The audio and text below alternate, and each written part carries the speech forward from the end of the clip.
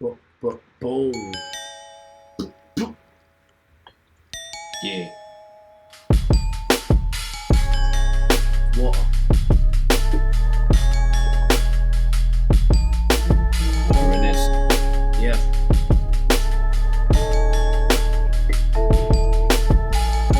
What is good? What is poppin'? What is happening, everybody? My name is C. Yo. My name is No Dog. Welcome to the first episode of season 2 of Bad Habits. This is called Unpacked, and this is a season that we're going to be touching back on regularly. This is not one of our regular episodes where we talk about music and culture and all that shit. This series is just for us to, as the title suggests, unpack music in depth. And we're starting with my album Relentless. That it's not my album, it's our album. That dropped today, is Sunday. It dropped 2 days ago, and it's the perfect time. We're going to have the next 3 episodes of the podcast doing deep dives on each aspect of the project. Starting with the music, and of course, the only person who needs to be here is Uncle Myer Clarity, the guy behind everything. Let's give him some more. There we go. Hey. Welcome, bro. Second time. Hey, genuine pleasure. First returning guest, too. That's pretty dope. Ooh. Oh, shit. Oof. Yo, I get like a trophy or some shit. Yes. Stick it. Gold star. And a hug. Gold sticker. Steak dinner. Steak dinner. And a hug. And a wristy. So, there we go. So look, this episode or this series is new for us, but it's something we wanted to do because we thought, well, we could touch on it and we'd probably talk about the album and stuff, obviously, in the regular podcast. We thought we could go deeper and we could actually probably provide some value for even just curious, listeners and viewers or others in the music industry on how these type of projects come together. This particular thing was by far the most intense. I don't know about you boys, I'd be curious, but this is for me, like by far the most intense shit musically I've ever worked on. Have you guys had projects that you felt were equally or more intense than this one?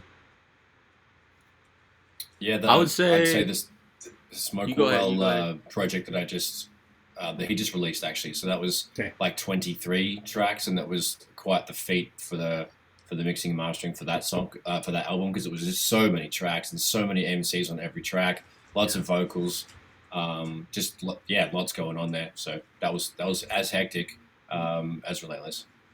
Good one. Okay, fair. Maya? But not as long. It took like 2 years to get that done, and then obviously Relentless took like 6. So, which we will explain. We will.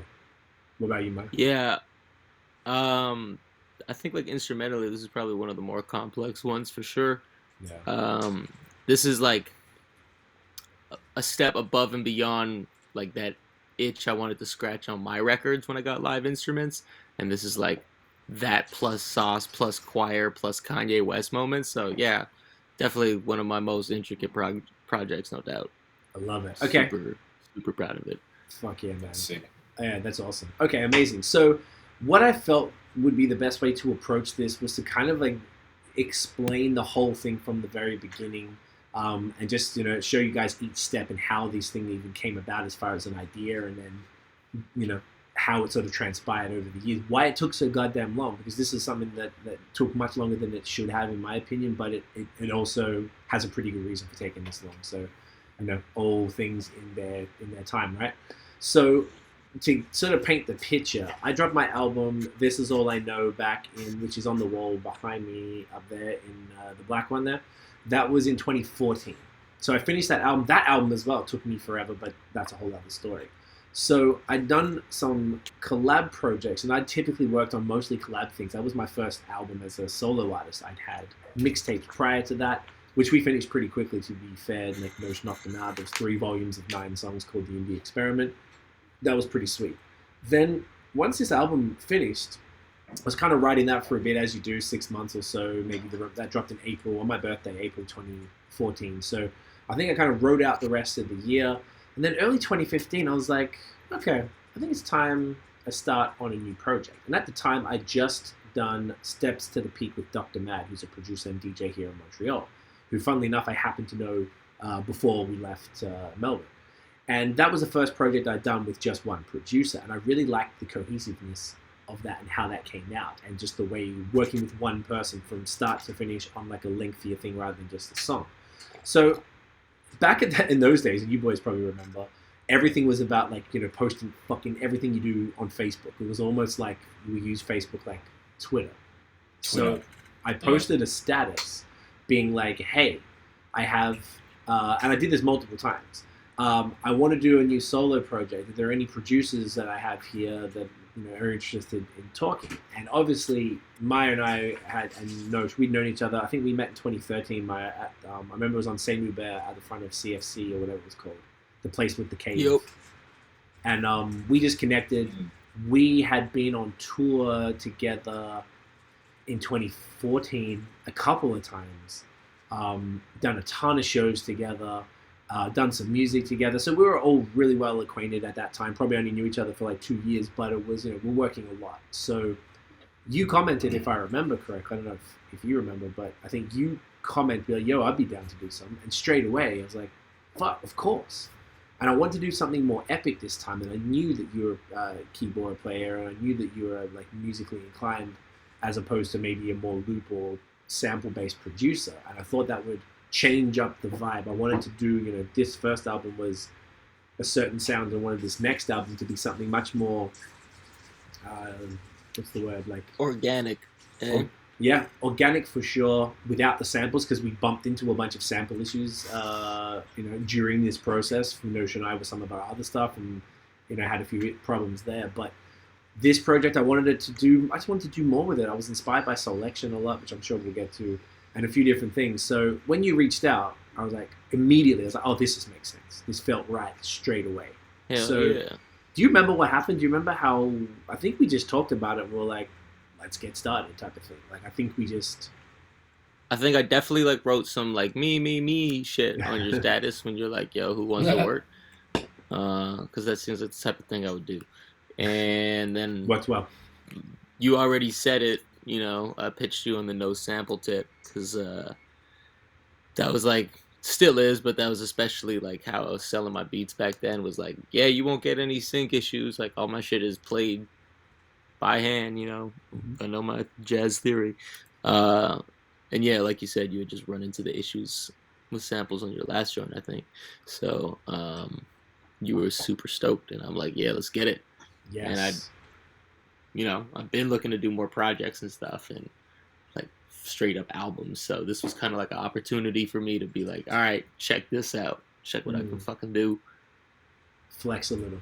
Had you produced a full project for anyone aside from yourself at that time? At the time, I think I was just finishing up, or it was just starting We Are the Aliens, I guess. Maybe that was like a little down the line. I think this was already done, but it wasn't out, and you did it, and I remember being like, wow, y'all just made that, put it out like that so quick, and I'm like, look at us. We got like, we had a ways to go. Shit, true. Yeah, I mean, no, but like, I guess it was already like, I had done like 5 to 6 albums for myself at that point. And I was sort of branching out into beats for other people, but yeah, I guess that was like the first project, aside from like EPs and shit that I was a part of. Okay. And was it, I know that seemed like it was a joint idea for doing the no samples and getting musicians. I think we pretty much painted that picture from the beginning. Like, did that feel like a bold, like, fuck, how are we going to pull this off? Like, if we want to get all these people involved and make it sound, I think we wanted, let's make some stuff kind of like Kendrick, like To Pimp a Butterfly had just dropped that year. And I remember being pretty inspired by that album. And I wanted, like you said, organic instruments, soulful voices and stuff, and something a bit different. Did it feel like, oh man, how are we going to do this? Or was it more like, let's just go? I was excited to do it for someone else's project, because I had definitely gotten a couple session musicians in on some of my earlier stuff. It was more like punk rock kind of shit, though. Okay. And so, I was excited to replicate that, but to do it, for someone else's project kind of deal. And then I know we had Mike come through and do some strings, and he had laced some shit on Not All Heroes 1. So I'd seen that it was possible. And, I'm like a huge fucking Chaos fan, and he has all this like live shit and orchestral shit going on in his records. So any opportunity to do some of that, I'm always like, team go, let's get it. And obviously, like, at first you're like, how the fuck? But it's like, yo, we're just gonna like baby step it, you know? It's just like, what does the song need next? Saxophone? All right, who plays saxophone? Patrick? All right, let's holler at Patrick. Someone was who had that spreadsheet? Was it you? Someone had a spreadsheet and they were mad organized. I had a spreadsheet. Yeah. I was spreadsheet. Of course it was C. What do you mean? I'm a bit OCD. Because this was a spreadsheet. It was Captain just like Excel. That's what they call me. I actually don't like spreadsheets at all, but it was like a real convenient way. I was like, I had to fucking keep track of everything because we had so many moving parts. So I remember when we started it, I think because I was like, all right, I want to Kendrick. This must have been like summer 2015 or you know, like spring. And I think I remember there was 2 songs we started with. I was like, I wanted a West Coast song. And I think that was the very first one, which ended up being the title track, Relentless. And I remember, I think I was there in your very first Toronto place. You moved into that place when we were all on tour with the Bodega Brothers in I think that was May 2014. So I remember that place. That was the tiny joint downstairs, right? Yeah, yeah. And you slept on the floor. Oh God, I couldn't even stand up. No, yeah, you was like banging your head on shit. Yeah, that was the first tiny joint because there's 2 tiny joints. The other tiny joint was on not Dufferin. What was it? Bloor and Lansdowne. I remember coming to that place, and I think the funny part about this album is that because you moved so much, and we did it over a span of maybe 2 years, and I'll explain the gaps in a sec, but we went to so many of your different places to work on that project. I can think of, at the very least, 3 places. There was the very first one, the other one behind the yoga studio with also Nosh Bang His Head, and then there was the one at near Main Station. Wait, yeah, let's paint the picture for them. And Victoria Park.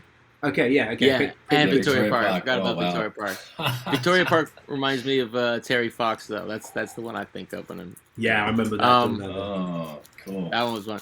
But yeah, let's paint the picture. So y'all came through this first fucking Toronto joint I had, and it was me and a roommate, and we lived in this basement apartment, essentially, that had like...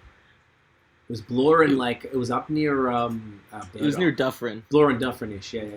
Yeah, and there was only like 2 windows. One of them was from like his room into the living room, so it was a hole in the wall.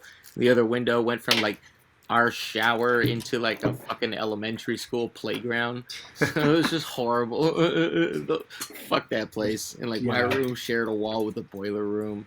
And like, you know, but whatever. We made it work. Y'all came through. We called it the furnace. They got mad when we played trap beats too loud.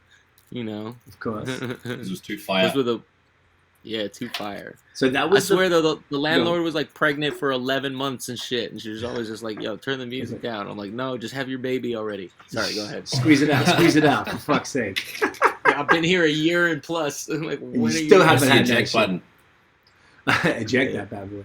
I remember. So we only did the first 2 songs in that house. So what had happened was we started off. I remember doing Relentless. I remember writing that hook together. That I'm fucking relentless with, and like I was like, yo, alright, and like track 1, the very first thing we did together that you made on the spot. I remember being there, you were choosing the drums, choosing the piano sounds, and that was what I really loved because I kind of just didn't interfere too much. If I had a thought, I'd tell you, but you kind of just did your thing, and it was cool to. I'd done this in the past, but I hadn't done this for a while. Where just being in the room with the producer and making the beat together, even though it's not really, I'm not doing anything, but I'm providing input and guidance and like, yeah, that drum sound, that's the one, yeah, fuck yeah, let's do that or whatever. And that was super cool because that hook was like, I love that hook. I remember later on you wanted to change it a bit and make it a bit more sing-songy, but I was really stuck on, and this was the interesting part of it, was the back and forth between us as far as give and take with some of the different things that we wanted to do as far as the music. We'll get into that as we go through each song. But I remember we wrote the whole... Man, it's still pausing in 2021. Mate, I'm the pause king. At least I say pause, not the other. That's true. You know what I'm saying? So the, what's it called? So that was that track. I remember I wrote those 2 verses to that song, and we kind of just like let that slide. Now at the same time, I asked one of my main collaborators. I met Jonathan Rosner, who's a guitarist, the best guitarist I've ever met personally. I met him in 2013 when I did my first ever Montreal show. We just kind of kept in touch, and he's kind of played on everything I've done since. Like, he's always been involved. And in Notion stuff, exactly. So I was like, yo, man, we want to do a reggae song, because I like the Bruno Mars, the song with Damian Marley. To the Moon? No. Looking Still Blues. That's the one. So I was like, I want to do a reggae song. This album, I wanted all different sounds, different soundscapes that I hadn't done. So that was like, I wanted the West Coast joint, because the Kendrick To Pimp a Butterfly. And then I was like, I want the reggae. So Jonathan Rosen sent us a recipe. Like, exactly. Wait. Before we delve down this path, I just wanted to interject for 2 seconds. Please. And say that it's actually, I just realized this shit, but like, because the last thing you did was add Jonathan Emil's vocals to the hook on Relentless, right? For this album? Yeah. So it's actually mad interesting that like that's the first beat we made, and the last song to get finished. Yeah. And to add to that, trippy. Jonathan Emil sung on the title track to my other album, my first album, This Is All I Know. Now he also sung on the title track to my second solo album. So now I feel like it's like my duty to make sure John is on whichever my title track is. It's always just going to feature John. Hey. So yeah, I thought about that the other day though. That. I'm glad you brought that up. Thank you, because that was actually a tripper to me that's what we did. Like, we started and finished with the same song. Full circle, man. Which made, once again, I think that's the universe, like, maybe it did take a while, but the project isn't dated, and it, because that full circle really happened. No, it's really not, man. So the cool thing about what Jonathan Rosner did, I say John, no one calls him Jonathan, probably except his mum. He played a riff into his phone on an acoustic guitar, sent it. I go, here, Myer, this is dope. What do you reckon? And Myer's like, yeah, sick. Myer cut it up, and he made a reggae song. He made the whole beat around this very, very, very rough acoustic riff. And iPhone sample. And I remember John blew his mind.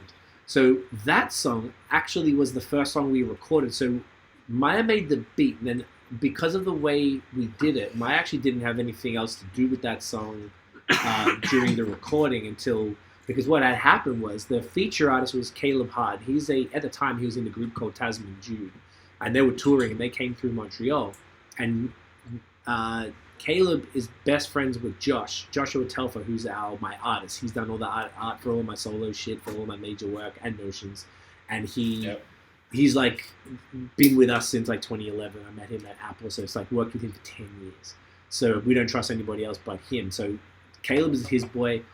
I knew Caleb anyway from Toronto, so he lived in Alberta or something at the time, but he came through Montreal. We booked a studio session at John Rosner's mate's place in like St. Leonard, out in sort of the Italian suburbs here in Montreal, and we recorded. I remember I went with John Rosner to record the proper version on an electric guitar of the hook, and he did it all separately because it's a really complicated riff, and we wanted to make it clean, so we had to chop it up to do different parts of it, and then Myer had to put that together to replace the rougher chords. So then when Caleb came, and this was the first time I'd really done this in a while, but we had Caleb, he had his bass player come from the band, and he played the bass line, and Nosh was guiding him through it, and I think so was Joe, the engineer, if I'm not mistaken. Yeah. And then Caleb played the djembe, like a sort of drum, on the track. Joe, the engineer, also played drums on the track. And we all wrote the hook together. So Caleb wrote his verse, the bridge part himself, but me, Nosh, Caleb, and Tiff, my partner, and who's also involved in all the things I do, I had to sign her up to SOCAN because of this. So she got a little... Which is a beautiful thing. Yeah, man. She got her %, which I thought was dope. So we all wrote the hook together, the whole thing. Caleb recorded his part. I did like a rough scratch take so he could do my ad-libs. If you hear in the verse, he's singing over my lyrics. So I did the rough take for him.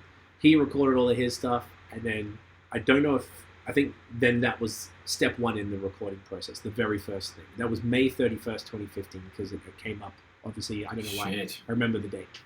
Came up in the Facebook memories, thank God. So that was then.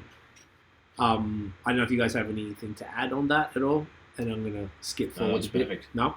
So what happened was we did that song, everything's cool. I had working on 3 projects at the time. I did a collab EP with a producer named 76 from the UK. That was only like 5 or 6 tracks or whatever. And then I had another collab album, ended up being Bad Habits, which named this podcast after, with a good friend of ours, Poe, he's in Oakland, California.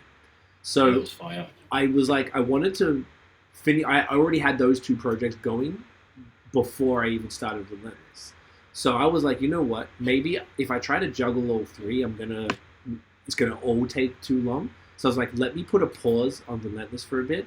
And the remainder of 2015, and then probably half of 2016, I finished that Be Better EP that came out in December 2015, and then we finished writing and recording Bad Habits album in 2016. Then we got back to it.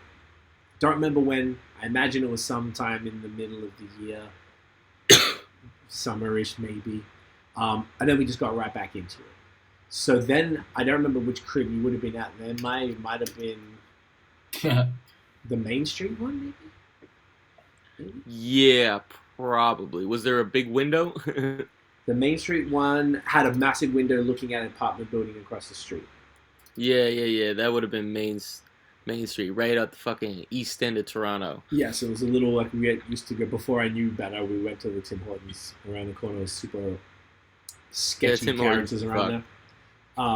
Yeah. I think what we started doing was just having these sessions. So we'd have sessions every time I came to Toronto, and at the time I was in Toronto like once a month, so I'd always book at least one day with you where we would sit down for like 8 hours, and wherever you're at, I just came out for the day and we would work on the album, and I was adamant about I did it every single trip.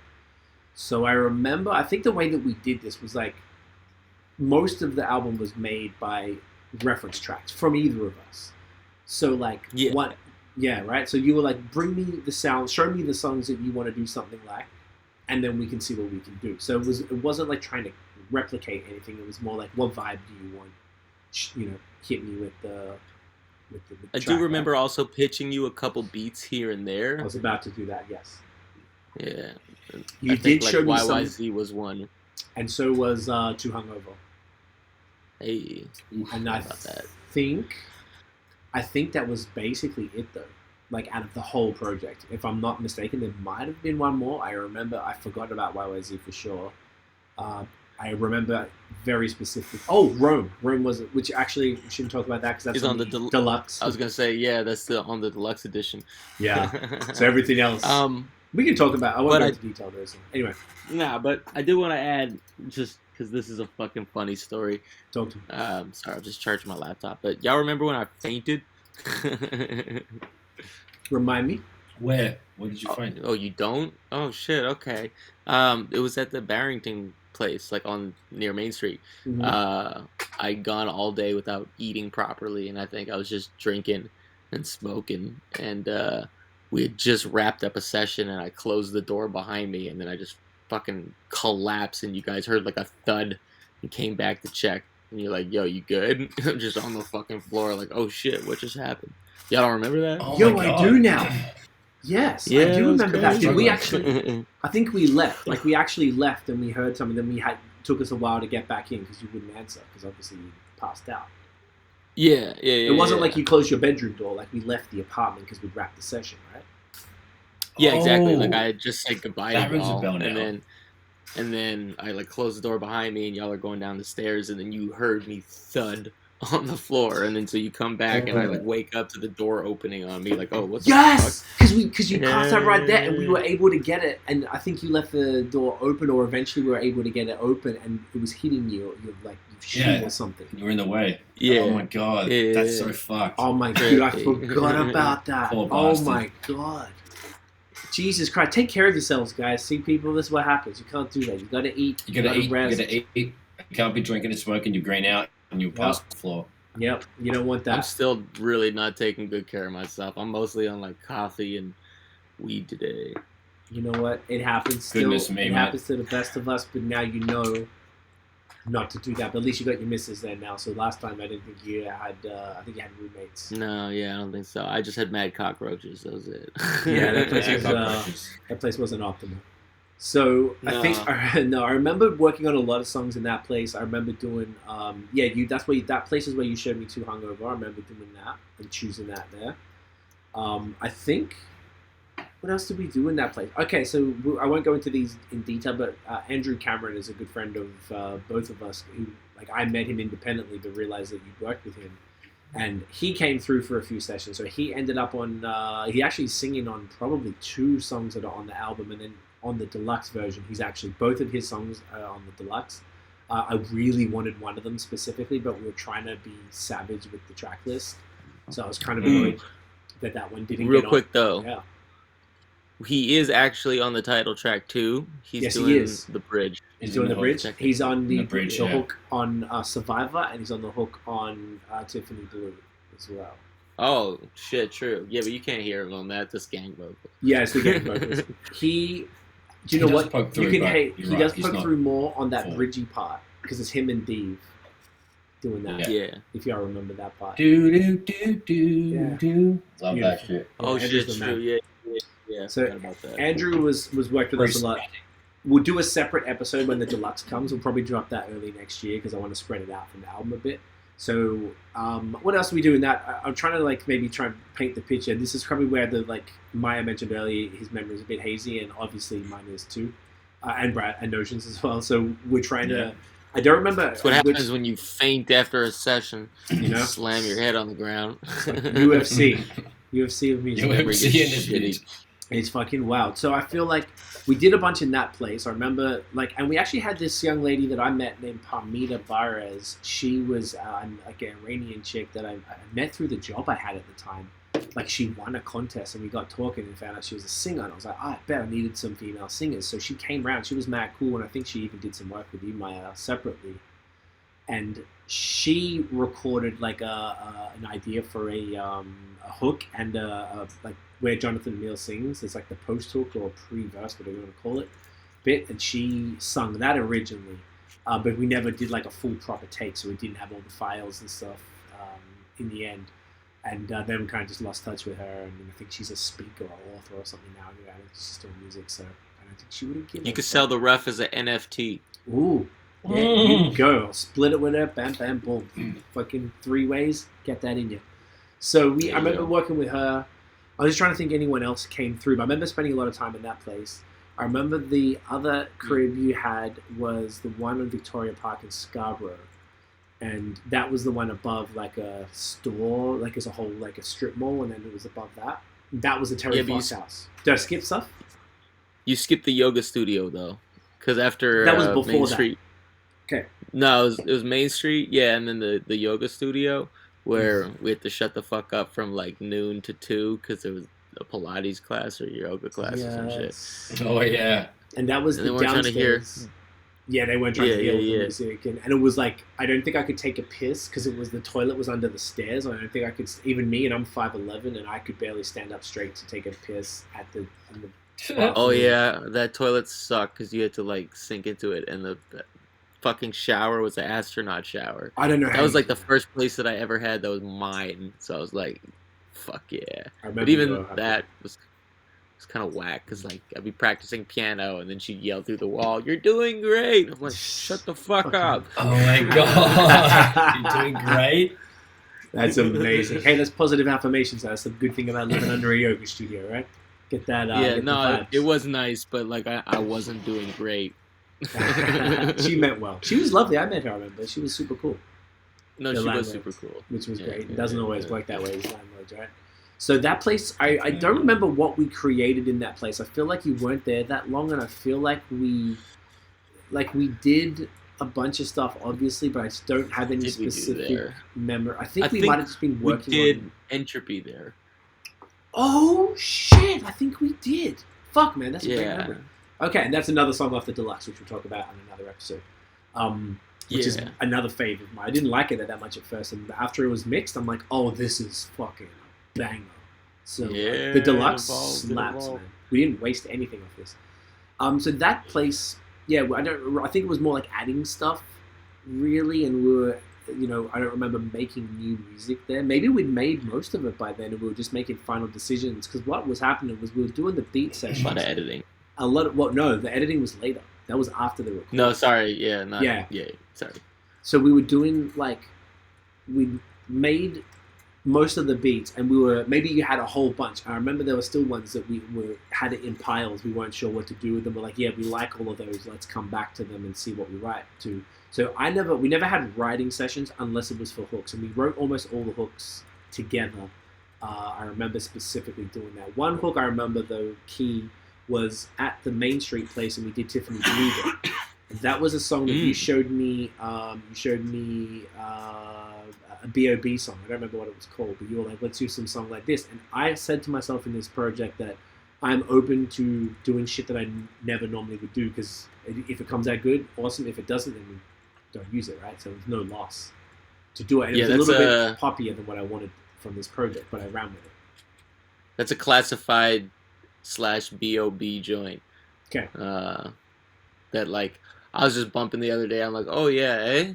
If he bumps Tiffany Blue, he might be pissed. Pretty heavily inspired, but no copying, just inspired by that type of song. And we wrote the melody. Go on, sorry.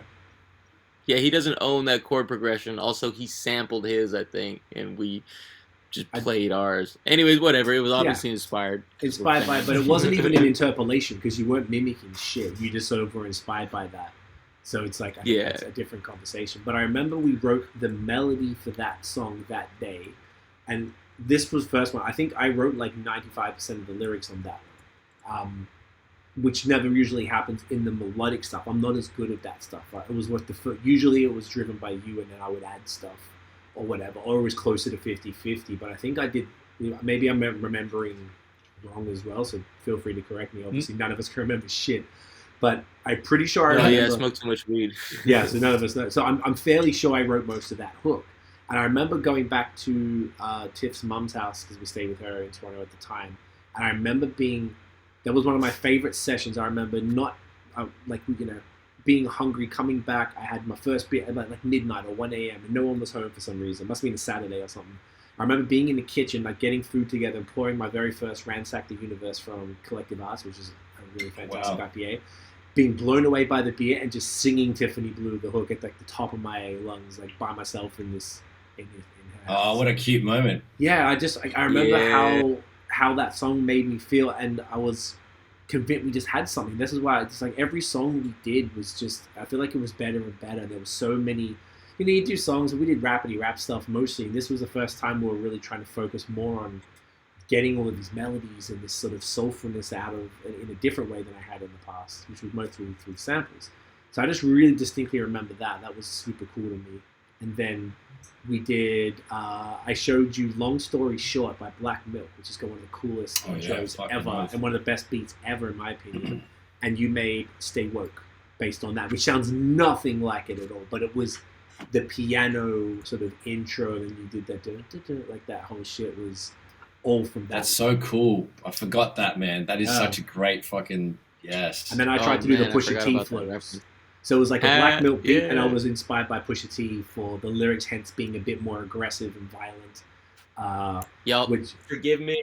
I'm just gonna fill up on this coffee for 30 seconds, but y'all continue without. We continue, no problems. And I remember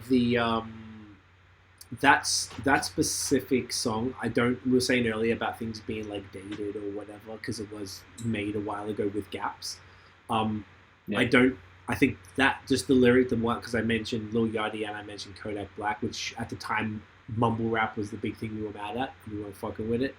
So that's hence the lines about that. And they were in the news a lot for talking shit, and they were the new leaders of the young new school and whatever.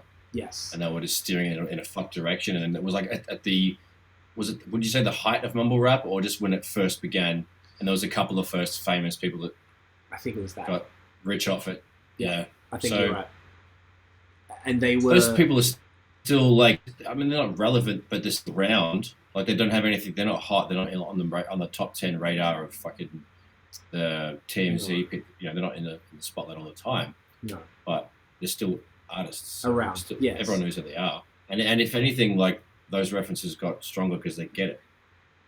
Well, that's a fair point. I guess it was more like, if I could change anything about the project, I probably would remove those two references. Even though, because Lil Yachty seems like a lovely young man, and I'm less mad at him now. He's a good dude. He's business-wise. He's got his shit on, but... Right. But Kodak Black can eat shit and die. Like he seems like a hot guy. Yeah, he's weird. He's a weird guy. I think he's like a sexual assault. Like he's actually been. Oh really? What's it called? Convicted of stuff like that. It just seems like a horrible dude. Like probably grew up in a terrible thing, but yeah, fuck him. We just talk about the only dated reference that I feel that, which is the Kodak Black and Yachty one in Stay Woke. But aside from that, there's nothing that I feel like is time, because that one is the only thing that sort of references the time. But I really appreciated doing that track, and that's when we got John Rosner in. On that, just sort of like a side note, what I did, I think probably in like 2017, was I got John here, and we just recorded it right behind me at the plug it into the old Apollo Twin there, and he just recorded the guitar for everything. He had his little unit, and he was able to change all the sounds, the distortion, and stuff that he needed. So he did Stay Woke sitting right here, and he did Why You Well, he did YYZ interlude, he did all the stuff that he played on the album, he did right here, which was super convenient because you don't need a studio for electric guitar like that. You just plug that bitch in, and it goes directly into Logic, and we're off and running, you know? That was... Yeah, you could just line in that shit, you know? And directly, the Apollo has a specific guitar plug. I think maybe early on, I still had Pro Tools, so I think we did it in Pro Tools, and then when we merged to... what was that? Huh? Were you showing I was just holding up a jack. The plug. Yeah, there you go. Nice. Quarter inch for the motherfuckers. Get a quarter inch up, yeah. And it was just really convenient to be able to do that, and he able to just add his parts, and then you can, and we'll get to the editing in a sec. So I remember doing those. The Yoga Studio, like you said, we did Entropy, and then the Scarborough Crib, like you said, we did a few other tracks. In 2017, I did one song per month to try to mimic on a small scale Russ, doing the song a week thing. And you and I did two songs. We did What We Want, and we did Terry Fox. And What We Want was, I felt to me it was like the warm up to let people know we're working together a bit more. That was like a sample beat you had lying around, and then Terry Fox. I had a hook for Terry Fox that I wanted, and then you made a beat around it. And John Rosner, we got him to play on that too. And you tweaked my hook and made it a bit more like melodic and stuff, which is a good metaphor for this album. It's usually I would bring something, and then you will kind of make it bigger and better. And that was a really cool... I never worked like that before, which was... 100%. Yeah, I was trying to inject some of that, like, B.O.B. pop essence, or, like, the gym class hero shit that I was a huge fan of. Or just, like, all the, like, Alex the Kid production that was going down on, like, the Shady Aftermath, Slaughterhouse side of things. All them like Skylar Grey joints and all that. Yeah. So yeah, I just saw that working for our shit. And also, What We Want is such a dope song. I feel like motherfuckers don't know. And go listen to that shit. Yeah. On Spotify. Terry Fox is a dope record too, but I understand why people might not like it. People didn't get mad. Yeah. They didn't get mad. I was really surprised. I really thought people would be mad at it, but it was never intended negatively. Like, he's obviously a Canadian legend. So, like, it wasn't a dish. It's like, run it like Terry Fox. I don't know, like, it's good little... I mean, it's a positive spin. I just, I don't know if motherfuckers get mad at it. Shit. I feel you. Motherfuckers get mad at less, Very big fact. So, I mean, maybe if we released it today, it'd be a different story, but back in 2017. So it was kind of cool, because I almost felt like even throughout that project, we still found time to do those two songs and get those out during that year, which I was super happy about. And I'm really glad we didn't drop our Anne Frank record, though. Yeah, that was a little touchy. It's going to stay in the vaults, Yeah. All right, go ahead. So I remember at that place, I think we were probably putting more finishing touches on it, and that was when Notion was coming around a lot more, I think. I remember Notion, every time I went there, I think you were with me. Pretty much every time. Do you remember that? When was it? So this would have been 2017, probably coming up towards the final stages. I remember it being cold, so it must have been winter 2017. There was one time we all went to Rorschach Brewery for the first time at the end of either 2016 or 2017. Maybe it was 2017. And this was at the Scarborough joint, right? The one that was like up top, fucking right on top of this like Thai food spot. Correct. And I remember just Nosh being there. So I imagine... I might be getting two things mixed up. Maybe we'd finished by then, or at least we'd sort of, because what would happen, we'd finish all the beats, we'd add stuff, we'd go over, maybe we had, in the session, you'd pull a song up and you'd be like, oh, I don't like that anymore, fuck all that off, and then we'll add something new, and you'd be like, well, let me add this line, and you just be always tweaking stuff. It's kind of like every session. And I would take the songs back and I would write to them at home because it just made no sense for me to sit there and do the verses if that took an hour to write a verse. Like, it wasn't productive. I do remember you, like, spitting the verses for me, and we would, like, Correct. tweak one or two lines, like, there. So I know we were doing a lot of that, and I think we were writing the hooks together. We were writing all the hooks arranging together. The beat. Correct. Yeah, exactly right. And I felt like that was the best way because I was like, look, the most important part is the hook. And then the verses, obviously we're both MCs, and I was going to touch on this in a sec, but when we talk about the studio stuff, because we actually, obviously as rappers, we don't let other people touch our raps. It's the point of being an MC is like the writer part. And this is the first time I ever let anyone touch my shit, ever. And it was a little weird at first, but it was like, well, there's no one else really aside from you two I would take that from, if I'm honest with you, because, Notion and I have been rapping together from the beginning, and you're probably the best technical rapper I know, Myer. So, like, if anyone's going to change this shit and make it better, it would be, and I trusted you, and you never let it down. And it was, it wasn't a lot. It was like a line here, or a word, or a flow here and there. And I still kind of, it took me ages to get used to it, because I used to hear the demo, like I cut demos here for everything, and then I would send them to you, and I would rap them to you in person as well, but I'd send them to you so you have it, you guys can look at it and be like, oh, okay, yeah, I see where you're going with this, and we can make our changes. Because I never demo is not something we would do. We'd write the song, I'd record it, the shit is done. But it was a team effort this time. So, and sorry, go ahead. No, please, go. Oh, just, like I understand that in terms of, especially when it comes to MCing, people don't want hands on their lyrics or nothing, right? Yeah. And I think also a lot of that comes from like labels and shit trying to stifle creativity and trying to like keep it commercial based, versus like any time that like we put hands on your verses was more like, how can we finesse this to make it shine better? It's like, oh, say this way, just change these syllables around. Yeah. Instead of like from a place of censorship or like, any industry bullshit. Now we're just like, hey, let's make this better. So 100% we're all going to agree on that, if the name of the game is to make a dope record. And that was exactly it. And I think that was the beautiful thing about this project. We all came together, to make the dopest project we could possibly make. Just kind of the pauses, bro. I'm going to keep doing it. But they're on point, though. They're good points. They're good points. And I think that energy that we kept was pure and legit, and we all really wanted to, and I think everyone did whatever they had to do in the spirit of creating the best possible music we could. And that's why this is not my album, this is our album. So I corrected myself in the beginning. Like, it truly is. Like, it's, usually, unless you're like someone like Russ, or even like either of y'all two, where literally nobody else has to touch your entire shit. You can produce it, write it, mix it, do the artwork, put it out, and no one touches it. But most people don't have that skill set. So there's always someone else involved in what I do, because I don't do any of those other things except rap and write, I guess. But then this time it was just so it was just so cool to have that whole team bouncing the ideas off. And it was predominantly just you two in the beginning.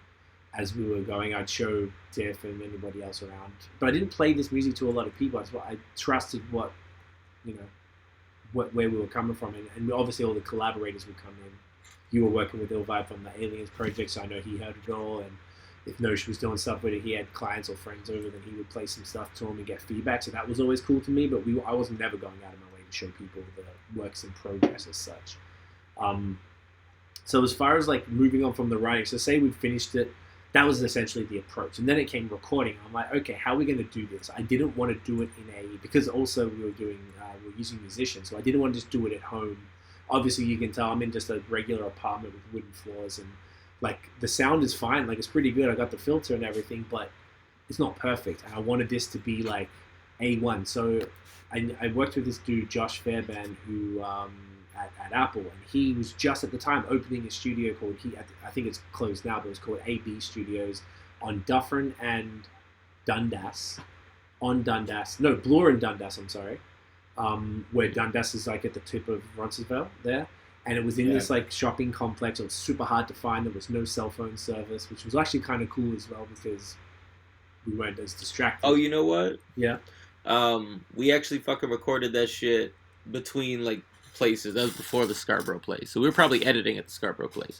Oh, okay. So we'd finished writing and that's why Nosh was there because he was a part of the editing process, which we'll get to. Right. Okay, sense, yeah. So maybe you were at the Scarborough place and we recorded. Okay, so maybe I was getting it mixed up. So I think those first 3 places where we wrote the majority of it, and then it was because the shit was like walking distance. So I was like, yo, fuck yeah, it was dope. That was like probably one of the best weeks of my life. That shit was fun.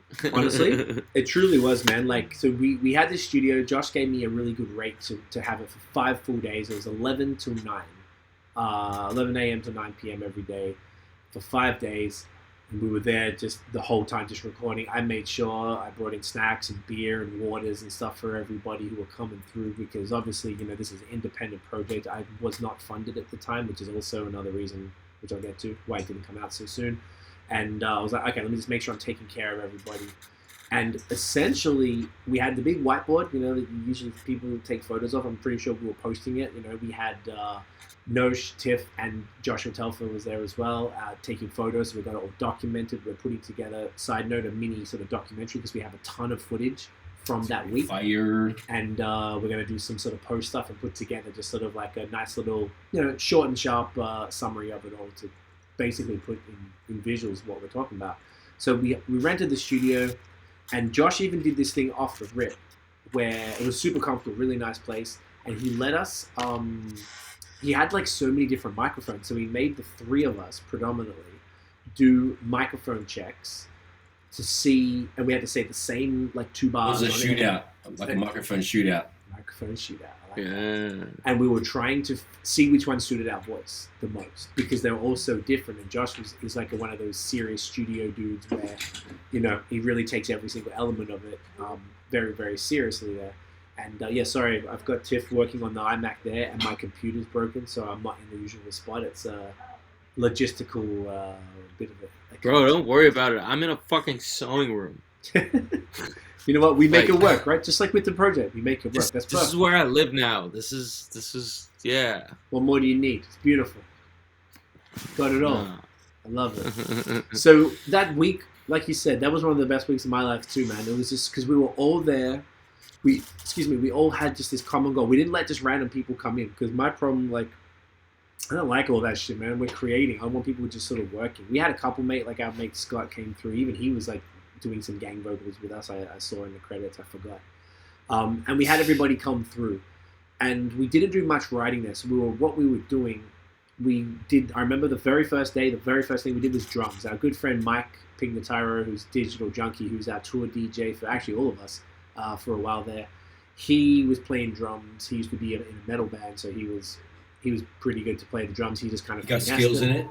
He does, and he basically was playing drums on that first day. We had to get that all sort of done because you have to mic up all the drums and so on and so forth.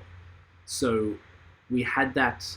We did that first, I remember, and then I think we were just basically going song by song. I don't remember what order we did it in, but I had my verses, so what I was doing was going in and doing one take, I remember, and then coming out and sitting with Myer in the room, and I think you would have been there the whole time too, and went through all the lyrics bar for bar and seeing if we changed it, if we want to change anything.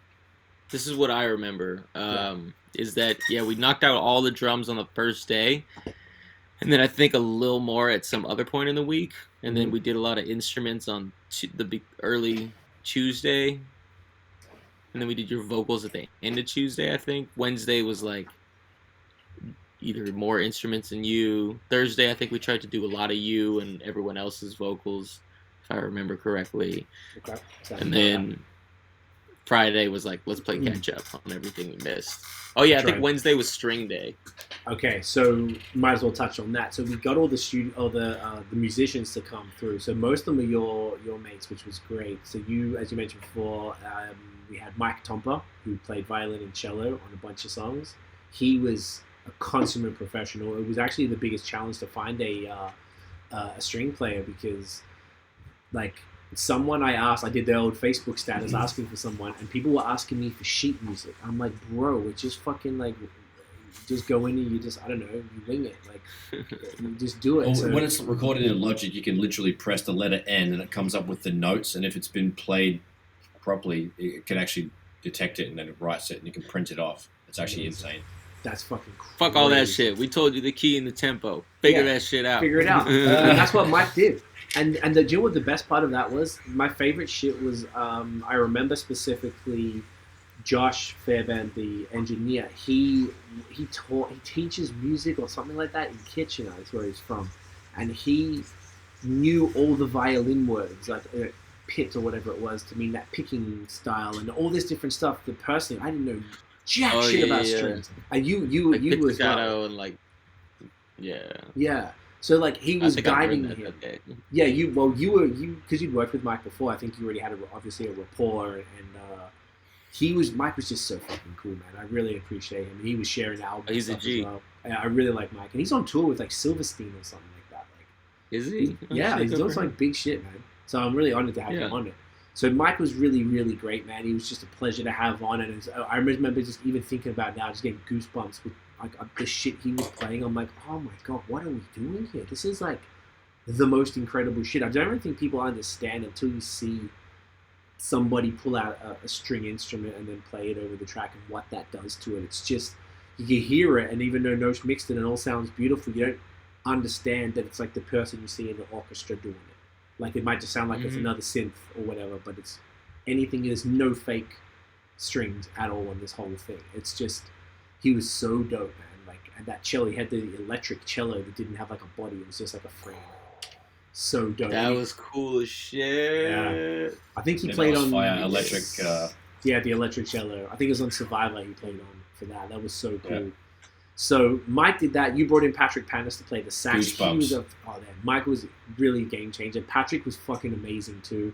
He would just, so what we did, and this is kind of what I wanted to come when we start to talk about the editing. Obviously, we're in the studio. We don't have time to do the editing and make everything perfect on the type. We just want to get all the takes, deal with it later. So what Josh, the engineer, would do would just kind of like loop a section and be like, okay, Patrick, you're playing over the chorus of the Wait to Warning part. So then maybe we give him some guidance. I didn't really deal with it as much. It was more Myer was directing that, and Josh a little bit because he understood it and he had a pretty good ear and he started to understand what we were going for, and he was actually quite beneficial with that. Like, and they would just do it in a loop, and Patrick would play like 5 takes, record it top to bottom, and then we just had to take that away with it and pick the best parts. So we'll get to that in the editing once Noj talks about that shit. So we were doing that, and also it was just mostly a time thing. So Pat played on like 5 or 6 songs that he did just a brilliant job. Obviously, like you mentioned, we had Mike, Digital Junkie. And then, I don't know if we had any other instruments come in, but we had a lot of guest vocals. So we had, everything was already pre-done. So all the hooks, all my verses were done. The one song that we wrote top to bottom in, like Nosh wrote his verse for I Got Next on the recording day, probably when I was recording. Too Hungover.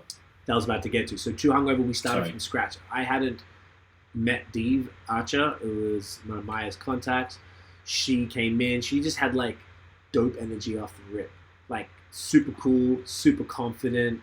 Super soulful. Super soulful. And it was almost weird because I just met her and the song is kind of sexual, I guess. So it was a little weird.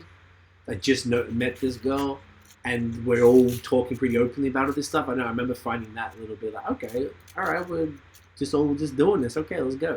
And we wrote the hook together, the 4 of us, on the spot. And then we did, because the song was called Too Hungover for This Shit. The beat was called that, sorry. Which was because you... Beat, yeah. So we just like, all right, let's run with that. One of my favorite things is to make the song about the stupid name that the producer named it. Because I think I was hungover as shit when I made that beat. Yes. Way back in the day. I think that beat was originally for like a horrorcore project I did. Interesting. Horrorcore? Amazing. Yeah, and it ended up on this soul pit. Also, Deve's a rock star, so no doubt. Yeah, man. Deve was so cool. It was cool. Yeah, man. She just like came through with the vibes. We wrote the verses. I think we got her stuff down. I remember this is what I think we did to maximize her time because obviously she's busy. Recorded all her parts. Then we put her, I'm like, all right, every single, and I think even before this, I'd recorded. I'll talk about Tiffany Blue. Actually, might as well talk about that now. So anyway, we got Dee to do sing everything else that we wanted her on, and then she could dip, and then we wrote our verses, me and Nosh, and we recorded it on the spot and wrapped up the song. For Tiffany Blue, when we recorded it, I remember going in, because we'd written a hook, maybe Maya didn't remember it or whatever it was, but I was like, all right, guys, like I have in my head, I wanted like 30-person gospel choir singing in the hook with my kind of vocals over the top of it. Obviously, we didn't do that, but that's why whoever came in, everybody did 4, 6, 8 layers of the hook to try and make it bigger and bigger. So I remember specifically going to record, I'm like, guys, like, all right, just trust me on this one. And I recorded my version of the hook. Now, I can't sing. And everyone, I remember looking at me a little skeptical, like, I don't know, bro. And then every person, I distinctly remember this. I don't know if y'all fronted, I know definitely Josh did. And a bunch of other people were there, and I remember people were just sort of like, bro, I don't know.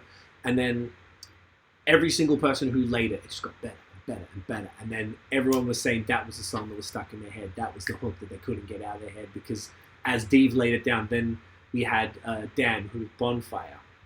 He owns Lalo Brewery in Toronto, good mate of ours. First time. This was his first ever solo. He was always in groups. So this was his first, even to this day, he said he hadn't released anything solo yet. So he's super stoked for this. His first solo thing, he already pre-wrote his parts to the chorus for Survivor, which is about our father. He passed, so we were talking about that. And then Dan brought in every line.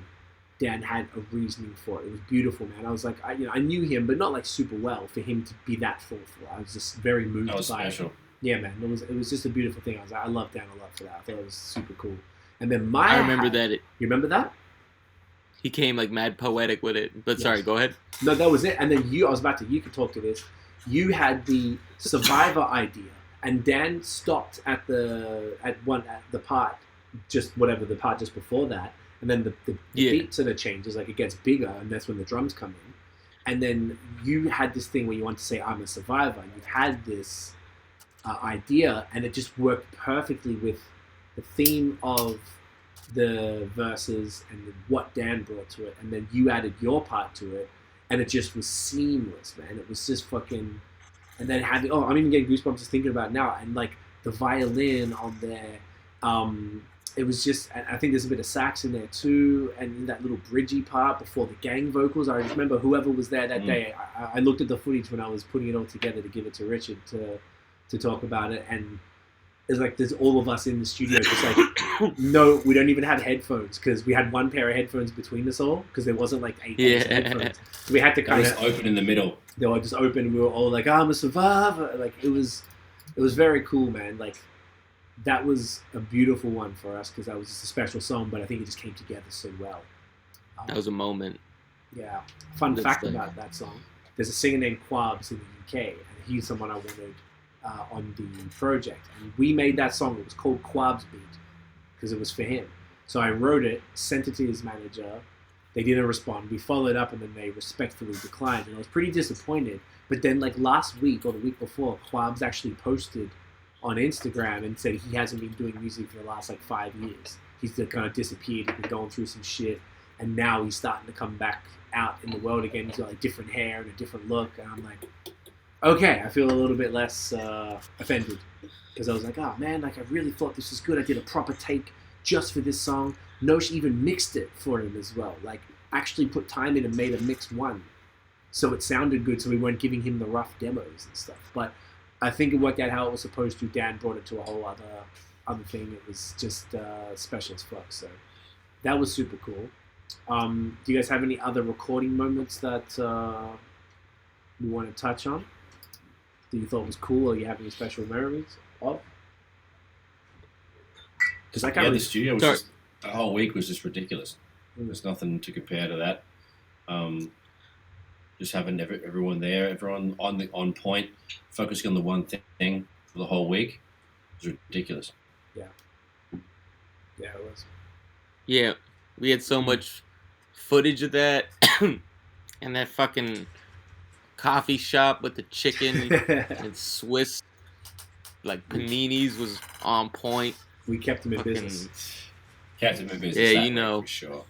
Mad Coffee. I love how organized everything was and how like meticulous we were with the hours and shit. It really felt like, you know, what making music is supposed to be. It's like, you know, when you like fucking start doing this shit as a kid, this is like the shit you want to do. And so was like one of those, you know, living the dream experiences that was really fucking awesome. Amen. Amazing. Well said. And I'm gracious for it. So thank you for that. Thank you for providing that. It was, man, that's beautiful to hear. I really feel the same way. It was just like I kind of said it better, man. Like, that's why we do music. That's what we think of when we think of doing music. And it was that creative energy where there was genuine love in the room. We didn't let randoms in. He's like, hey, my boy's here. Can you come down? It was like the only person was my friend Scott. That was it. But he's like real close. You know, Josh came through as well. But that's kind of really it. Like, it was just people contributing. You know, really thoughtful. We actually ended up having to do one makeup day in August. That was July 2017 we recorded it. And then in August, I don't know if you all remember, we had 2 more songs to record. So we got 15 songs done in a week, and we just had to do those final 2 on the last day. But Josh graciously didn't even charge me for it. He just let us do it, which was super cool. Oh, gangster. And that was like just like what you actually said, Maya, was kind of more just like, all right, what did we miss? So we would review. Josh did what he just did like a bounce out of the session, which was a fucking mess. And so we just had like a wave file to listen to have everything. So then we were like, oh shit, we need to do this. Fuck, we forgot about that. Boom, boom. So we did all that one day. Boom. So a total of 6 full studio days. And then this was the next phase, which doesn't deserve as much time because really the creation of it was sort of more important. But the editing and the mixing, and that's really why it finished in August 2017 and it came out in October 2021. Like, this next shit is the reason. So you got to paint the picture. Maybe Notion Myer can probably explain it better than me. But like I said before, when the engineer, Josh, was doing take after take, what I would do like 5 to 8 takes.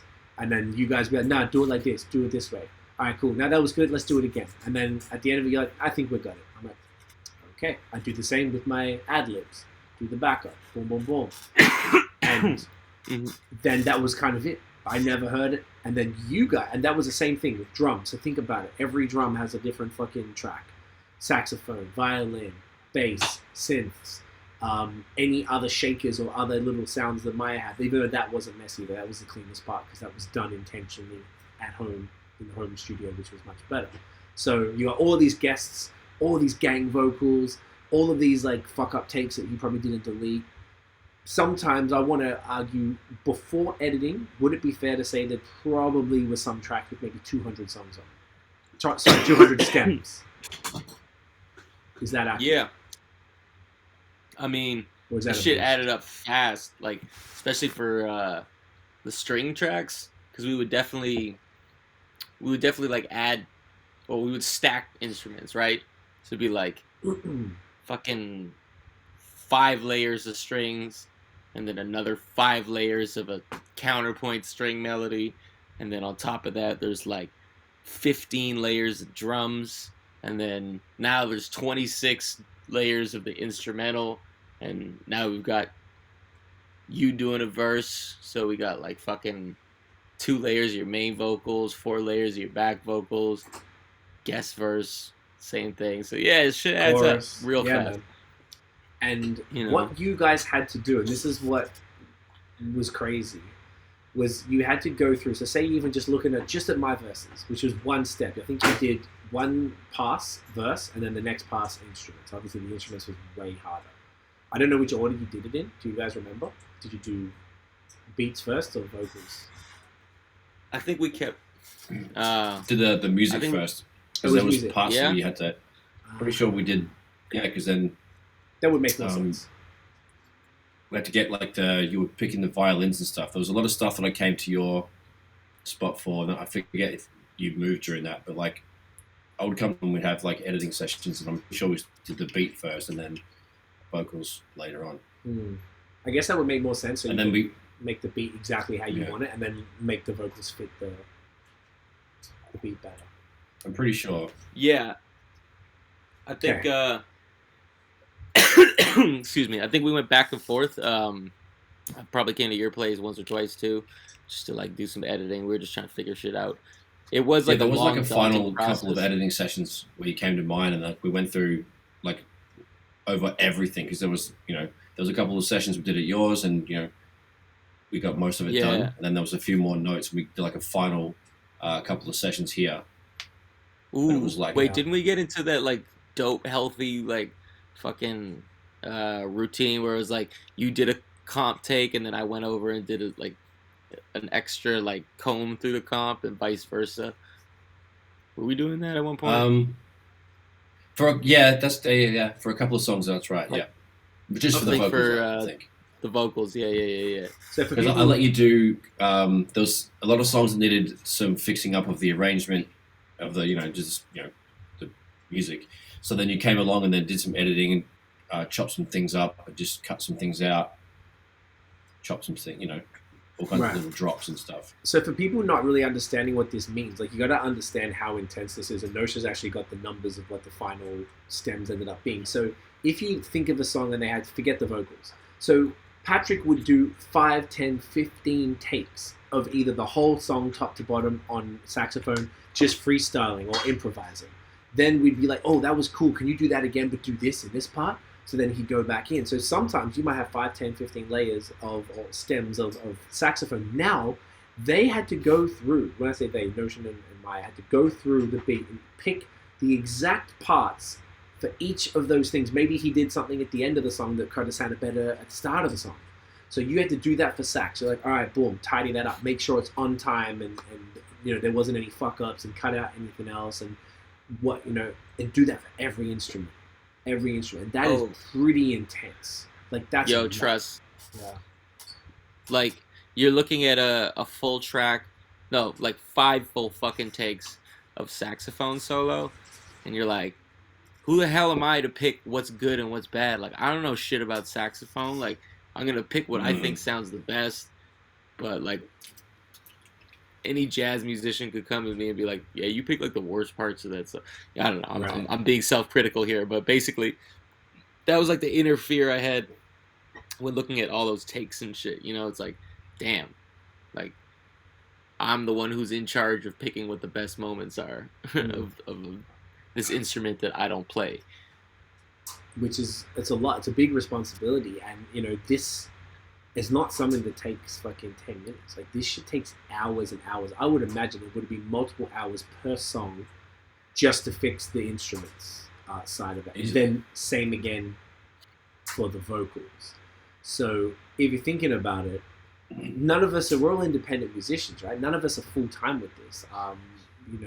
Everyone has other things they're doing for money, and obviously, like, y'all have got music clients, I've got an agency and other projects and stuff, and, like, this doesn't happen overnight. There wasn't some label budget paying for everything to make sure that everyone's expenses were covered so they could just focus on that shit, right? So it basically happened as kind of as fast as it could. Really, at the end of the day, I don't think there's anything we could have changed to make it come out faster, aside from get a ton of money to fund everybody's lives in order to do it faster, I imagine, right? So, like, it was just like such a mammoth task. Like, I really want to stress that shit. So once, you had to do that for there was 17 songs that we did. 12 of them made it to the OG album, and the remaining 5 are going on the deluxe album, just to be transparent. There was no shit songs here. The idea is maybe you do 40 or something, but we were happy with what we had. You could keep going forever. The people who do 40 are probably people who literally are 12 hours in the studio a day, and they would have the time and the space to do that type of shit. We did not, but I was happy with how we did it. So y'all had to cut that down, then cut down the editing of the vocals. Exactly the same thing. I might have 8 takes, and you'll be able to take, all right, first 2 bars, then that middle 6, then this here, and add them all together. Normally I'd be pretty picky, but with this project, just like I trusted y'all with adjusting the lyrics, I trusted you guys with choosing all of the best parts and choosing all the instruments, and y'all did a fucking A1 job on that shit. It was impeccable what you boys did. I don't know if you want to speak to the editing process a little more, or maybe some other stuff about it, and how many the tracks. I know Nosh has the track numbers and stuff, but yes, go Maya. Nosh, if you guys think you want to jump in with, I feel like I've been hogging it. Otherwise, Oh, mate, all good. It's what you're a guest for. You know what I mean? The editing stuff. I mean, it took ages to get the instrumentation right, and then after the first versions, I'm pretty sure you were like, "Oh, I need to do a little more here." So that's when you came back to my place and then kind of finished it up. It's editing. It's tedious as fuck, but you got to make sure you pick the right bits. And that's a credit to you as a producer, and obviously you sample stuff, or you occasionally do, or used to. I still do that, and it's just like that's kind of the same thing with my song "Place I Know" that just came out. I had John Rosner do the guitar on mine, and he gave me 4 tracks, and they go the whole length of my song, and I just picked each single lick is from each different track in the order. I just have to pick whatever felt right, and I was just. I didn't shift anything too crazily. Just cut out, I chose the best part for every section. He actually did something, and then he gave me some feedback like, "Oh, I love the licks you chose. It made total sense." And I'm like, I just treated it like sampling. So yeah, the editing just like it's a labor of love, and it takes fucking ages. And there's 2 parts to it because you got to do the beats and you got to do the vocals, and they're both really important. But yeah, it just takes fucking yonks, and it's. Obviously the source recording was incredible, and the editing is as important. It's the next important step after the source recording being amazing, because then you can get a good mix from that, and then so yeah, we basically set ourselves up with some gold to touch. We weren't polishing any turds, and we had a nice time. Yeah, I'm right. Hell yeah. And with comping the vocals and shit, like. I think we want the same shit, right? So take the expressive parts, take the swaggy parts, take the, it's kind of like just correct answers, right? So yeah, it's got to match and kind of like sing your song, kind of like how Buckshot kind of raps. Like you could sing it as well as rap it, and then you pick the nice little takes and make sure it all flows together like a nice little flow like water, mate. Yeah. It's a monumental effort. The volume of tracks, I know you had a few numbers there, Nosh. Is it worth just quickly dropping those numbers on how many? I think you had the final track numbers, which were after the removal of like all the comped stems and all the things that have been like grouped together. Like Maya said earlier, there was like 5 takes of the strings, and then there's harmonies on top of that, and then sometimes those the main section of the 5 will be grouped into one file. There'll be a second file which is grouped with the harmonies. So, 10, 15 violin tracks might be in 2 or 3 waves that I've got. So things got condensed heavily, but just to give you an idea, like Relentless, the title track, had 90 stems. That was a lot of vocals, but they had like 25 beat stems in that one. Just lots of beat breakdowns in that. There was lots of even Andrew in the bridge section there. Rome had 52. Lightwork had 61. YYZ, YUL, and MEL had 20, 23, 20. Okay. Survivor had 78. That was lots of gang vocals and cello and violin and stuff. Tiffany Blue had 55. Too Hungover, 47. Wait Till Morning, 42. So, yeah, between, I guess, 50 to 90, around that sort of way. And that's significant for people who, I know it's like a vague question, but is there like an approximate range that the average song might be? Yeah. It's like it's hard to, yeah. I'm just thinking about the 2000s when it was just like 1 beat track, and then like 2 vocal tracks. Total different world. Yeah, you could have that. You could have 1 wave and then just the vocals. Sometimes it's 2, 3, 4 vocals over the top. But then because of the production, like everything was made from scratch, like no samples at all, it allowed us to, I guess it resulted in that many more. And that's what's left. And then came the mixing and mastering, and that was all Nosh's work there. Which was to make all of those things sound cohesive and in the right levels in the right place. I imagine that the beat had to be... Did you mix the beats first and then get Myer to make sure that that's what he wanted and what them to sound like, and then you add the vocals to the top, or how did that work? I always just go when I've got a full blank session, everything's zeroed. I gain stage stuff first, so everything just gets brought down. I don't know, whatever it needs to be. And then I start, basically I'll do the beat first and then the vocals second, and I'll start top to bottom, left to right, the whole song, and I'll just go, whatever it is. Myer is probably, out of every single other engineer that I've worked with, the most organized in the way that things are labeled, and I cannot thank you enough, dude, because it's so clear. An absolute outsider could come into my mixing session and look at the thing, the way it's labeled, and they could do the routing properly because it's all absolutely impeccably marked with the underscores and everything. I swear to God, dude, massive hats off and daps for that. So that was really helpful for me to get my session organized. And so I'd always do beat first and go each individual sound on solo and just see and then I'd introduce them to each other and then see what, and then you do balancing. So I wouldn't even touch any processing for a while. I'd just be listening and volume balancing, and then So then always beat and then vocals. Okay, that makes sense. So to give people an idea of how long all this shit took, with all of the caveats before this, so we finished recording, say in August 2017. Do you remember when editing was done and mixing started? Because I don't know if anything was mixed. There was a few random mix ones. You didn't send me everything. I think you were just when you had time, because you had jobs and you had mixing clients and you had photo clients, you were just kind of sliding it in whenever you were able to get some time to work. So my guess is that you did some, but real mixing didn't start till last year. Is that accurate? Well, the dates on the files, during 2018, we had a mix ready version, and I was delivering mix ones. Really? Let's have a look. Oh, you know what? Yes, because we got the Factor grant. I'm getting mix ones so mix ones during 2018. Okay. But then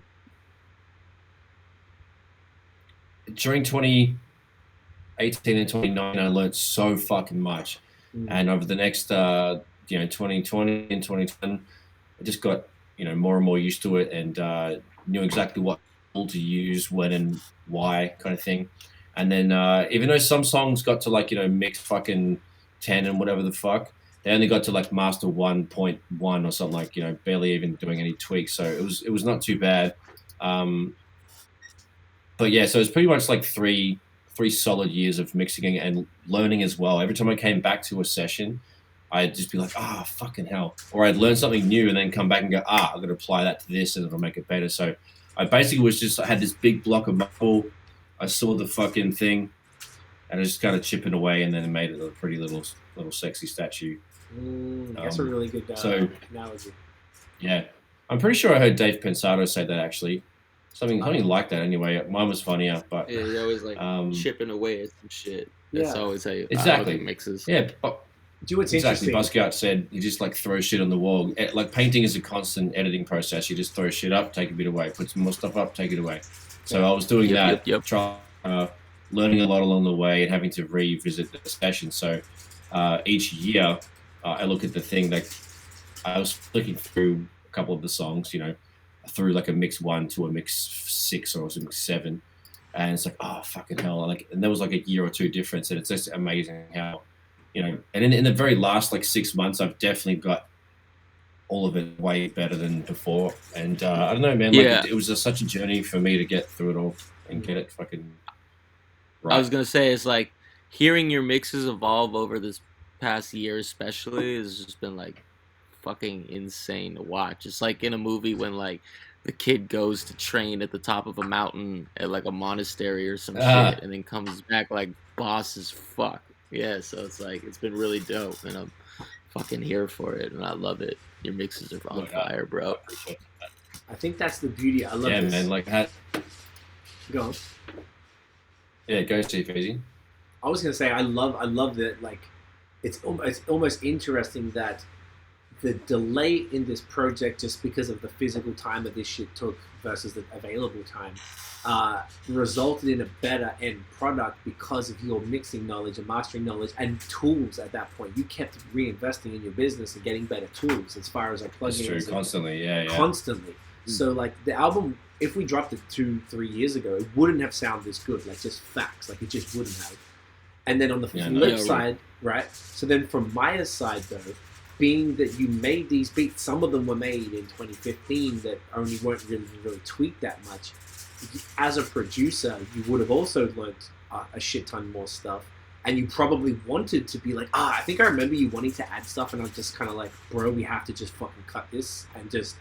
But like, both that, but also I remembered, I think I like deleted a bunch of shit from the intro because I was like, I was throwing too much shit at the wall back then. Versus like, and also there was a lot of layers. I remember you cutting back. Yeah, right. And I also think I went back and added a couple cuts because I'm like, I didn't know shit about cuts back then. Cuts versus meaning when we were, DJ, just like drops, scratches. beat drops. Oh, beat drops, yeah. Just like dynamics and shit, peaks and valleys. What you did to Making No Move is a very good point. I think that I totally forgot about that, and I think that explains what I remember because I think you went really wild with it, and I wasn't really feeling because it started. Making the Move didn't start like just with the little sound, whatever it is, and like a piano shit, and then the raps. It was recorded over drums. We had drums from the beginning. I actually don't remember what it sounds like now, but I remember when you first took that out, I was like, "Oh, dude, we need to chill, man. We're going like, I don't want to like change everything and fuck it up." And then I think maybe you did one other edit, and I was like, "Oh no, I really like this now." Because it's like, it's tough and it's got the guitar and the heavy drums kicking right at that one time and then goes back down quiet again. It's like hyper dynamic. I was talking to 360, our friend in Australia who's a multi-platinum rapper, and he was like, bro, he hit me today. He's like, man, I've listened to Making the Move like 6 times. It's fucking incredible. Like he's like creaming over it. And no one said that yet. 360 did? Yeah. He said it's his favorite song. He goes, the pen game is ridiculous. And this is for him. Like 360 is like a world-renowned battle rapper too, and he writes pop songs, and like he can write pop shit, but he's also an incredible, like really thoughtful rapper who's like super lyrical type shit. So for him to say that Pen was, even though like he was like my little homie and your little homie because he's younger than us, not in like it's like I was the big homie to him. For him to say that to me because he's so accomplished was like, all right, man, I feel like. All right, good. Okay, if he can say that and he appreciate, because he's like the story of that. That's just really what we went through, and it was like we brought it to life, and it's almost like it's like the universe had made everything exactly how it needed to be. The best is supposed to be, yeah. That from the mixing to the production, and even those final tweaks, like even though like I didn't want, because I was like the problem with music, and that's the same with like anything, is that you can make infinite edits, and I was like. This album, honestly, I kind of almost just feel like it's a dream. I never thought we'd get this out for how long it took. Like, it just feels like it's that project that would just never see the light of day. And the fact that that's why, you know what I'm saying? That's why I was a bit worried that I was like, oh man, if we want to make too many changes, and I understand because it's the same concept as Nosh. Nosh is getting better. You're getting better. Of course, you're going to want to make this stuff that we did a few years ago better, which you did by taking away rather than adding, which is cool.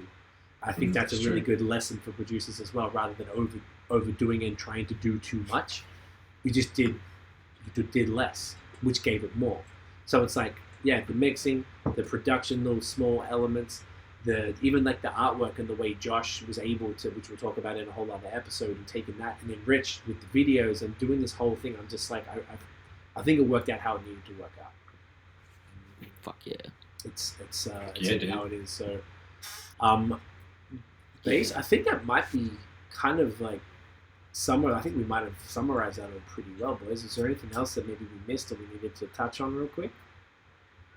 I just wanted to add that in addition to running the full gambit of like ridiculous ass places I've lived, I think it's also funny to acknowledge the ridiculous gambit of ridiculous ass jobs I was working throughout this project. Oh my goodness. I think I started off this project working at Ripley's Aquarium as a fucking like server line cook.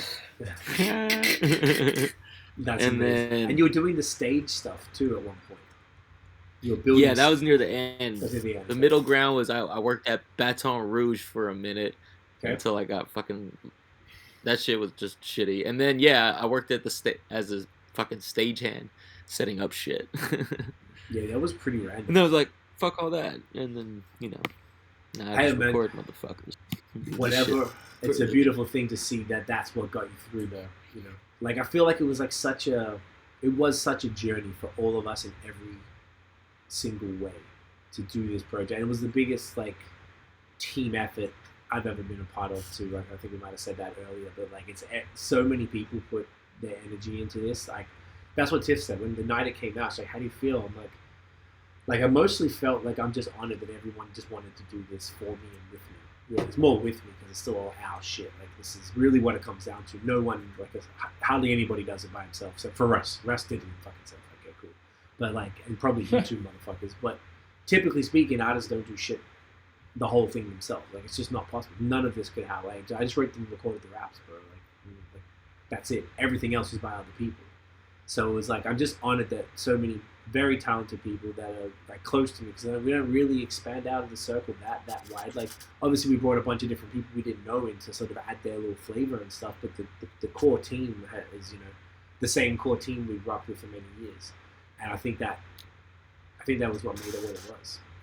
The fact that we all understood each other, we all cared like a lot about it, and the fact that y'all saw the vision. You know how hard it is to get people to see the vision, right? Like to try and get people to really understand what you're trying to achieve, particularly with something like this.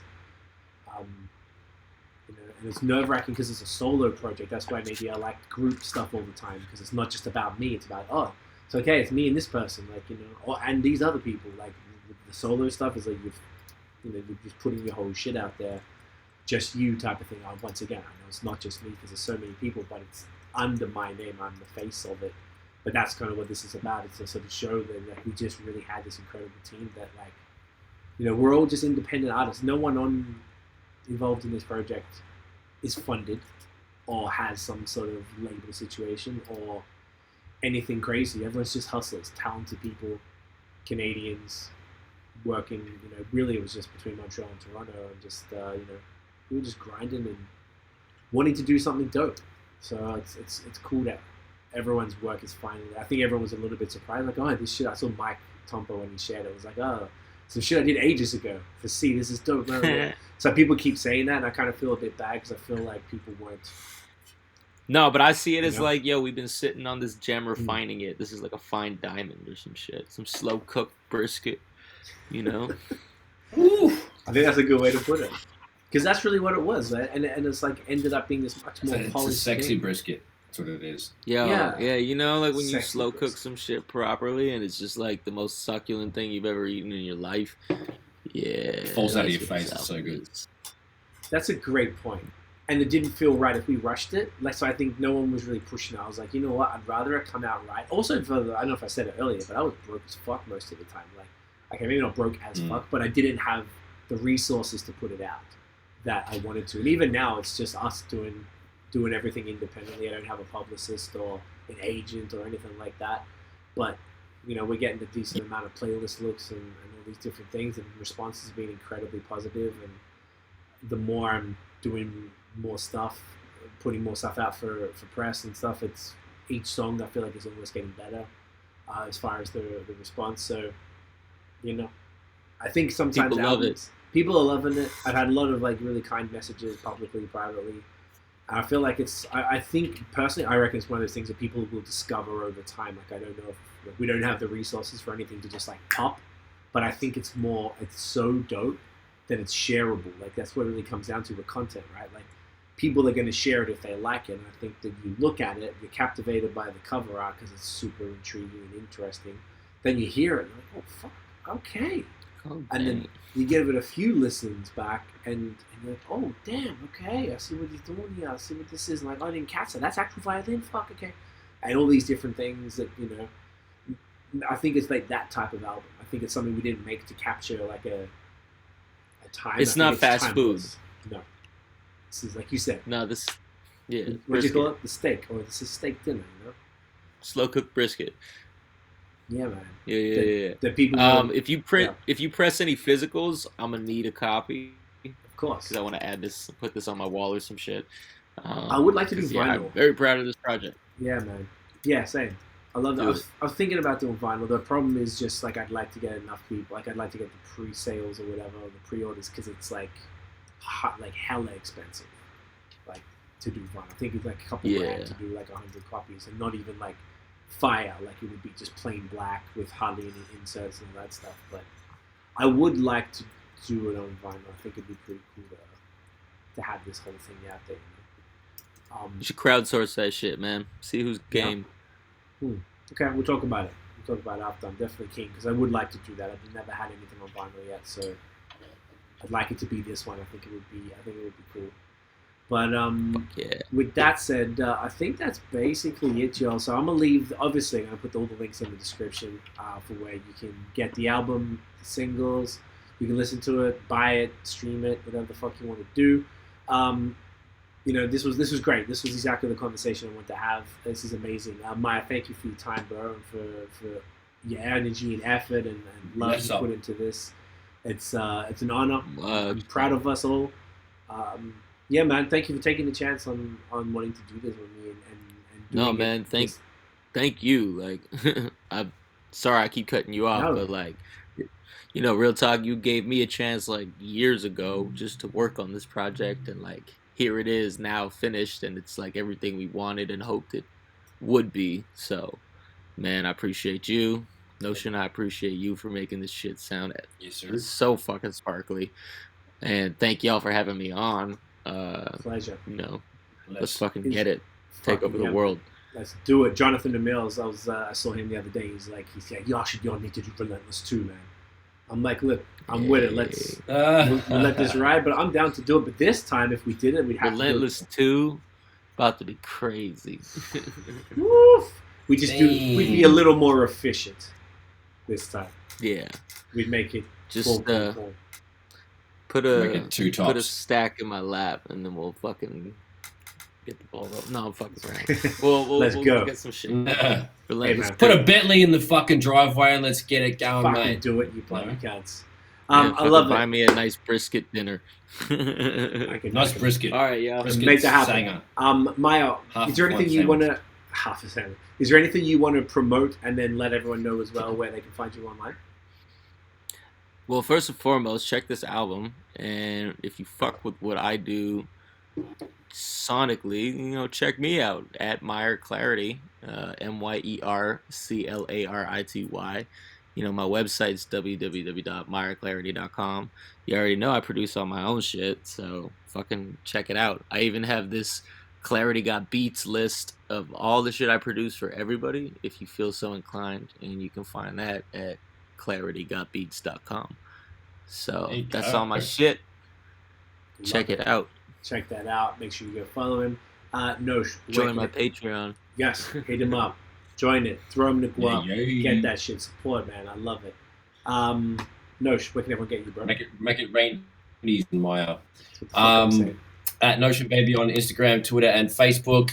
At Illnote Studios on Instagram and Facebook. Notionbeats.com, illnotestudios.com. Holla at your motherfucking boy. See you, Feezy. Love it. Let's take the thumbnail real quick as well. All right, man. Thumbnail, Myer. We're going to take a screenshot for the thumbnail. Here you go now. Ready? Boom. You can get me at CWFOR on Instagram and Twitter. Of course, I keep looking to the side because I'm looking at the fucking television because my computer's broken. Yeah, man, this is awesome. So this was episode 1 of season 2, the Unpacked. It's going to be a consistent season. We're going to go back to season 1 after these next few episodes. We're going to keep revisiting it. We're going to do this again. We're going to do it for Notions projects and maybe some other stuff down the track. And, you know, this is super fun. So thank you guys for watching and listening. We are back. This will go live Monday, 8 p.m. As always, premiering. We'll be there answering questions, commenting, and all that type of shit. Where is the theme song? There it is. We'll see y'all in the next one. Peace. Theme tune. Peace. The theme tune. Theme tune. Hey. Oh, this is dropping Monday. What? Monday. Oh.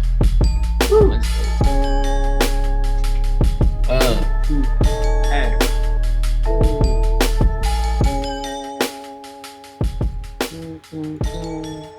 Get your can.